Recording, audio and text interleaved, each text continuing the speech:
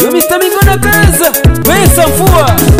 Mwana wenyu akandira mbariga, mwana wenyu akandira mbariga uyu, mwana wenyu akandira mbariga, mwana wenyu akandira mbariga uyu, mwana wenyu akandira mbariga, mwana wenyu akandira mbariga uyu. Tegara imwe mwana wenyu ndiyo kandiramba, tegara we mwana wenyu ndiyo kandiramba, tegara imwe mwana wenyu ndiyo kandiramba, tegara we mwana wenyu ndiyo kandiramba. Wakarongeza eka mwana wenyu naitejara, wakarongeza eka mwana wenyu naitejara konayo.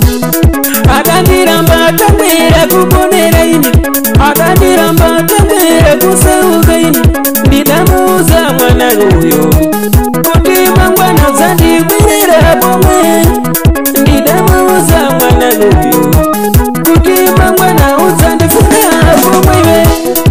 Ndadi mai matwala bangirani mwananu mai Ndadi mai matwala bangirani mwananu akufuna bwerera uyu aonanyi mwana uyu aduwala tuluna tana kandikonda aduwala tuluna tana adanditawa uyu. Agora encarregare a descarregare, tende por tende, olho por outro, nenoi, tente nai, mama ngoma, patai mana ini, sitamena mai wake, DJ Samu, capitação, tende nayo, Okay, euretsena isso shimoye mwa brother.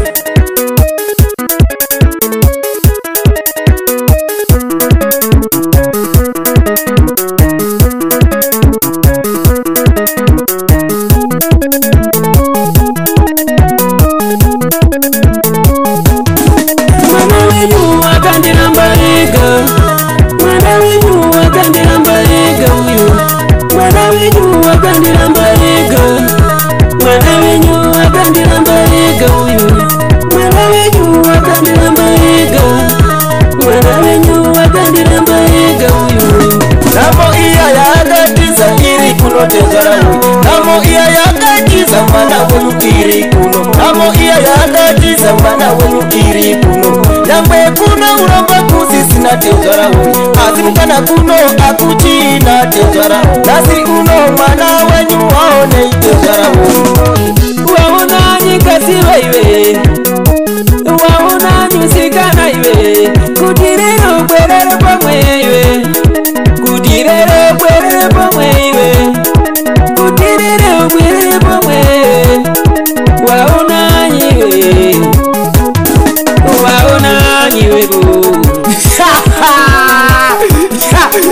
Chesa man jabule wafala mimi mashikoze moze moja na yato nendo vunza zumwe vya mazango chajuto chimyase kuterera bombo ini nimkazi wangu ndanga ndinaye wakandirambe ngonyane sofreri ndaita mudzinga paimbepo taiwata nanzara agore kwakora ndakunzisa chifrangu chiuli kuri chamafuta chisa kuchopomba kudaga muhirira kumbakambi akandreta nendo mikisara kopera kakora chanzuma chakele mopete ichanova kozesako Mr. Mingo bara kwa Maria Disel.